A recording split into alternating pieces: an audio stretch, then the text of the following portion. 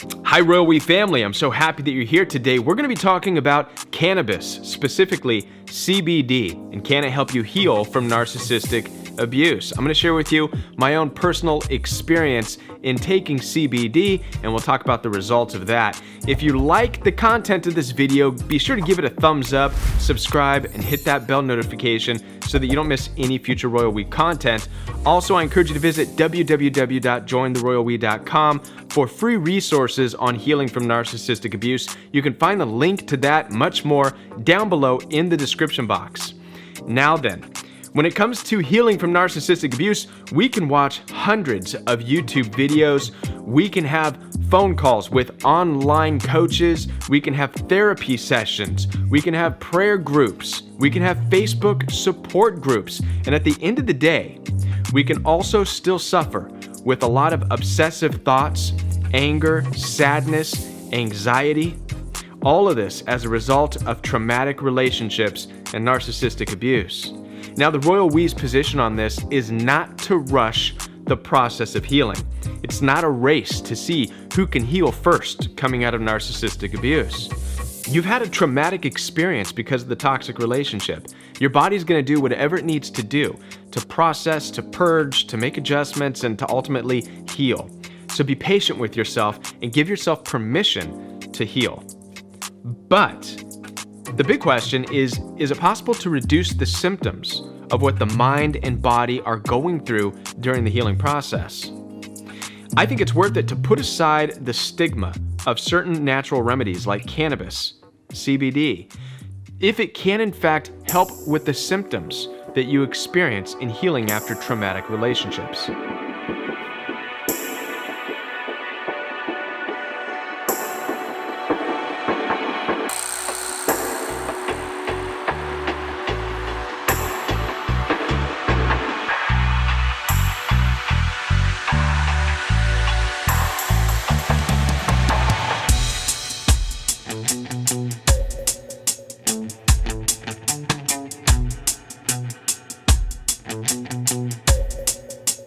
Now, before I try anything weird with my body, it's important for me to research and to find out as much as I can about it. So for that reason, I met with my friend Christina at CBD Canvas and Boutique Dispensary in St. Louis.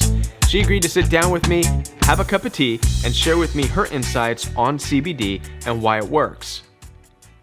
So the first question that I had for Christina is, how exactly can CBD help somebody who has experienced trauma because of a toxic relationship? And this is Christina's answer. CBD, if you take it on a daily basis, you will get the long-lasting effects of it calming the central nervous system and quieting the fight or flight response that every one of us has for our own survival.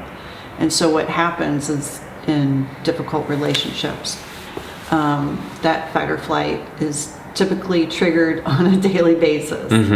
And what can happen if that fight or flight is triggered too often is that eventually you go into what is called adrenal fatigue. And what CBD can do is help to balance the system out so it doesn't have to go to those extremes. So in Christina's answer, she hit on two important things. Number one, calming the central nervous system, and two, quieting that fight or flight response. These are typical things that we deal with coming out of narcissistic abuse and toxic relationships. So that was good. I'm happy that I heard that. The next question that I had for Christina is whether or not CBD can be taken on an as-needed basis or if it needs to be taken habitually. I think each one of us has kind of a fear of feeling like we may need to be dependent on something in order to move forward in our life. And this is what Christina had to say. When you start taking CBD and you understand how CBDs feel and work in your own particular system, you most certainly can wait until you are at a point of anxiety to calm yourself. However, from my experience, if you have had a situation in your life that has been extremely difficult and you've had to deal with trauma, your system isn't ever really calmed down after that anyway. So in that if you have had an experience, then I would recommend taking it daily. Daily. Take it several times throughout the day. Don't even allow your system to get to that point. So Christina's response suggests that yes, it's okay to take CBD on an as-needed basis if you're at that point. However, coming out of a toxic relationship, you can take CBD on the daily to stop the fight or flight response before it even happens. The last question that I have is, why choose CBD when there are other options available to help people deal with anxiety and anger and sadness and depression? And this was Christina's answer to that. And my personal being and opinion is that I would much rather try CBD over anything because it's not going to hurt and kill me. Right. You know, there's a lot of other things that we tend to reach out for in society to calm and suppress. Sure. And they're extremely dangerous. And ideally, in a perfect world, do we want to have to rely upon anything? No, but this is not a perfect world.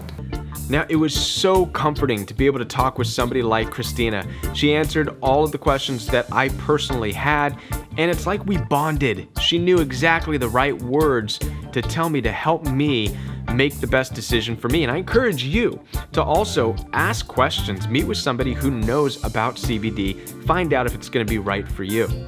Now, I went ahead and decided to give it a try.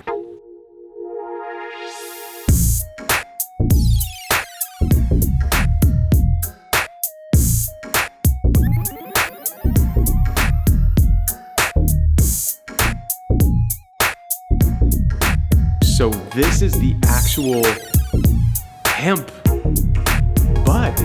This is the weed, the grass, the ganja, Cheech and Chong, the hippie lettuce. But this actually will not get you high. This is strictly CBD in this flower. Now, I ordered from a different source, the tincture, which is the oil-based CBD infused droplets. I'm not going to tell you the brand that I went with, but I will say that I used a coconut base oil, and that's because I'm used to coconut oil. I use it for cooking and other things, and so I was comfortable with that. Now, the recommended dose is 1 milliliter or 2 full droppers. Now, on my first day, I wasn't quite comfortable with taking 2 full droppers of something that I've never had before. So I went with 4 tiny droplets out of 1 dropper, just to make sure I didn't have any weird reaction or rash breakout or something like that. After I saw that I was going to be okay, I went ahead and had 6 more drops out of, again, 1 dropper, which isn't even close to being the full recommended dose, but it's what I was comfortable with at the time. And I have to say, on that first day, after taking those 6, 7, 8, 9, 10 drops, I did start to feel a calming sensation. Now, I didn't know if it was the placebo effect, meaning my mind was making it up because I was trying something new, but I definitely felt something. So I went to bed that night, woke up the next morning, ate breakfast, and I went ahead and did my 6 drops once again. Again, nowhere near the full recommended dose, but I wanted to see if what I felt was real or if it was just my mind. Sure enough, about 15 minutes after I did that, I felt that same calming sensation once again. The best way I can describe the sensation I felt to you is that it was like being sleepy but not tired. I did feel a suppression of what typically would be obsessive thoughts as I go about my day.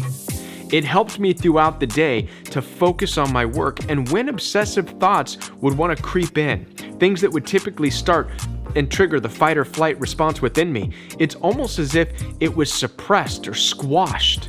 It was met with something and it said, stop. And it just hushed my mind. Shh, relax.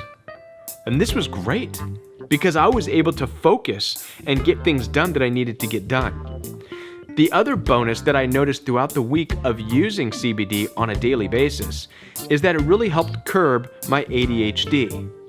Typically, I get very distracted very easily, even making videos like this. If I hear a noise or if I think that I messed up, my own inner critic gets in the way, I'll start over. I'll get distracted.